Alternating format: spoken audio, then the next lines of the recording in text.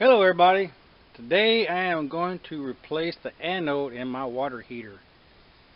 You might want to wonder why this is important. Well, your anode is a sacrificial compound, and the water will attack that before it attacks the tank. And then once that's gone, it starts attacking the tank and deteriorating it, and that's when you start having water leaks over a period of time. Now there's a whole bunch of different thoughts on them. This is a water heater made in 2008. So by industry standards, it might be too late to replace it, but just, for 15 bucks, I'm going to do it anyway. Now, listen, depending on who you talk to, they say you should do it every 3 years to 4 years, what have you, blah, blah, blah.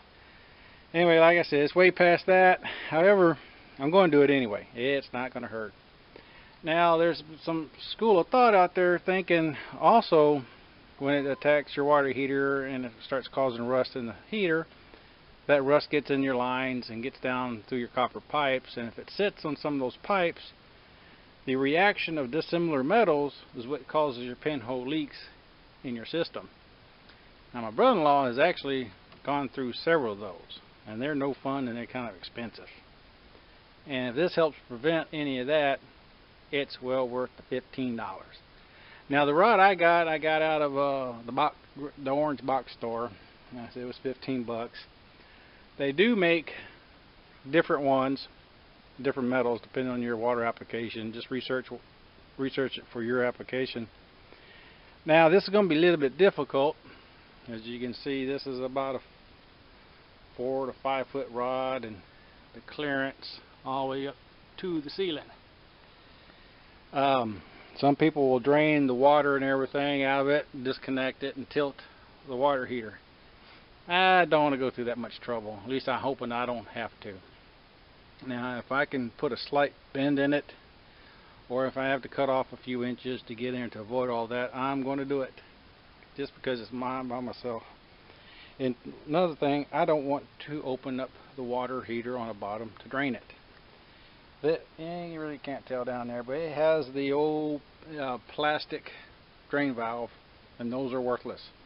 Every time I've opened one and tried to reclose it, it doesn't stop dripping. It always has a small drip, and here in this closet I don't want it.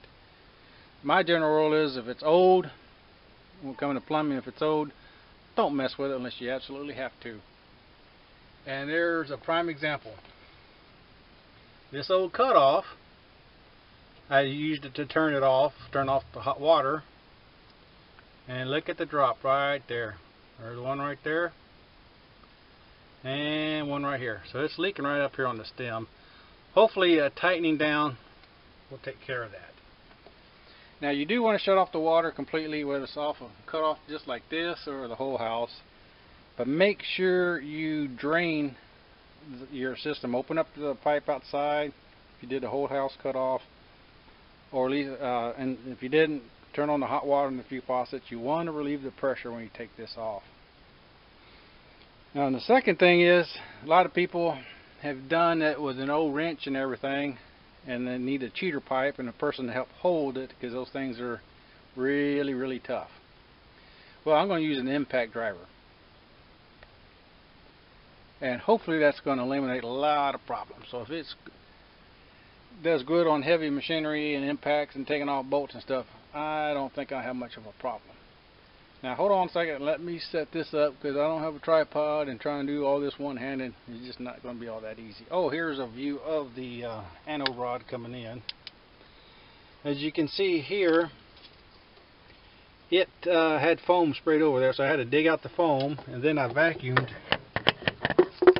the inside because I didn't want any of that foam, loose stuff, to get in the water. So there it is. That's a 1 1/16 nut. And 1 second, let me get the stuff I needed. Okay, I had to use an extension to get down in there. Now let me tell you one thing also, very important. A lot of folks will know this who have this.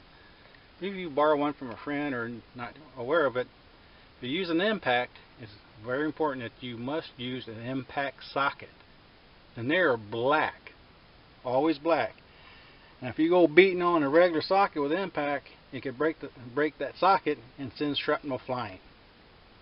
So here it goes. I don't know if I should do this one-handed or not.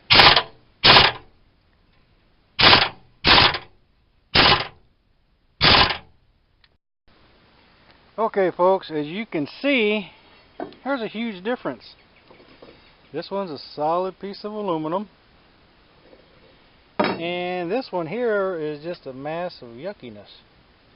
You got some stuff left over. It looks like it also has some buildup of calcium. A lot more than I thought, since I have a water softener. That's probably what's left after the years of putting that water softener in. But you can see that anode rod is wasted.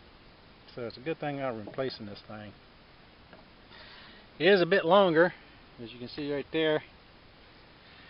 Hopefully I can get this one in without cutting it. Maybe I can angle it in. We'll see. I ain't gonna put that in the video just because I need two hands to do the job. Like I said, check yours out. This is coming out of my second water heater. Believe it or not, that first water heater there, the anode rod must be a permanent fixture. It did not come out with all that pounding from that impact.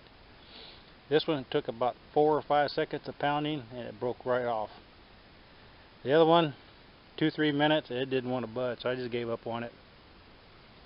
And besides this one here in the garage that came out, that's my high use water heater, so guess I gotta do what I gotta do. But anyway, think about it. Like I said, school of thought. This is not my science. This is what I'm reading. Is once your tank starts rusting, that bits of iron gets in there and rusts and reacts with your copper pipe, and the different metals react with one and I can't talk to one another, which apparently causes your pinhole leaks, or a cause, well, I don't know, but it's safe to do. Anyway, for $15, this is super cheap insurance. Okay, take care. God bless.